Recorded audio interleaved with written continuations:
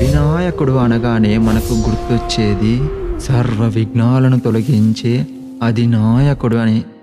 వినాయకుడి దర్శనం అంటే భక్తుల హృదయాల్లో ఒక అపూర్వమైన స్థానం ఉంది. సాధారణంగా వినాయకుడిని దర్శనం చేసుకుంటే గండాలు తొలగి శుభాలు కలుగుతాయని నమ్మకం.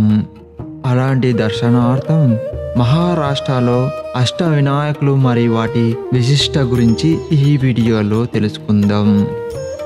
మొదటగా మయూరేశ్వర వినాయకుడు. చంద్రుడు అనే రాక్షసుడు ప్రజలను మునులను హింసిస్తుంటాడు.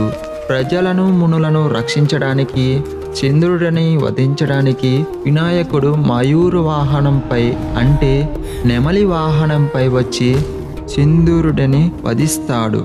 అది మహారాష్ట్రలో మొర్గావ్ వద్ద బారామతి అనే ప్లేస్లో జరిగిందని స్థల పురాణం చెబుతుంది. అందుకు అక్కడ మయూర వాహనంపై గల వినాయకుడు దర్శనమిస్తాడు. రెండవది సిద్ధి వినాయకుడు. బ్రహ్మ విష్ణువులు సిద్ధి బుద్ధులకై మహాగణపతిని ఆరాధించారని వరాలు పొందారని నమ్మకం. అది మహారాష్ట్రలో సిద్దిటేక్ వద్ద గల శ్రీగుండం గ్రామంలో జరిగిందని నమ్మకం. అష్ట వినాయకుల్లో మూడవ వినాయకుడు బల్లాలేశ్వరుడు. ఇది మహారాష్ట్రలో పల్లేపురంలో కలదు. ఇక్కడ బల్లాల అనే చిన్న బాలుడు గణేశుడు యొక్క గొప్ప భక్తుడు. అతనిని తరచు ఒక రాక్షసుడు వేధించడంతో ఆ రాక్షసుడిని వధించడానికి ఇక్కడ ప్రత్యక్షం అయ్యాడని నమ్మకం. అతని మీదుగానే ఈ ఆలయం పేరు వచ్చింది. నాలుగవ వినాయకుడు వరద వినాయకుడు. మహారాష్ట్రలోని పూణేకి సమీపంలో మాధులోని ప్రాంతం వద్ద ఈ ఆలయం కలదు.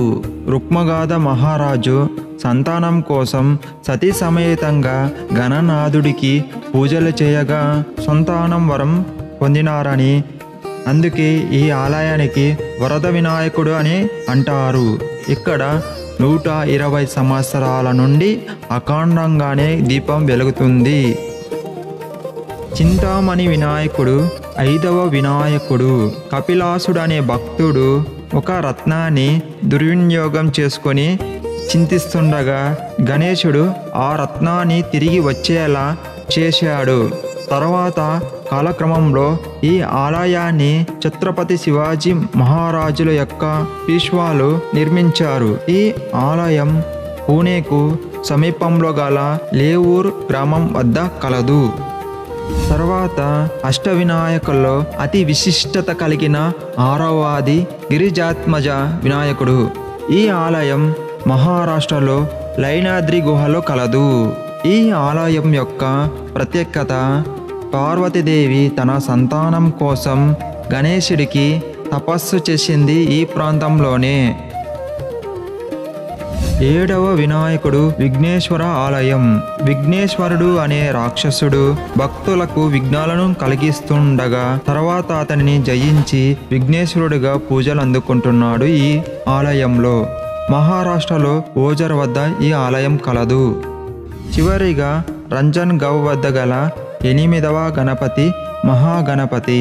ఇక్కడ శివుడు త్రిపురాసురులను జయించడానికి ముందు గణేశుడికి పూజలు చేసింది ఇక్కడే. ఈ 8 పవిత్రమైన అష్ట వినాయకులను దర్శనం చేసుకుంటే అడ్డంకులు తొలగి సకల శుభాలు కలుగుతాయని భక్తుల యొక్క నమ్మకం.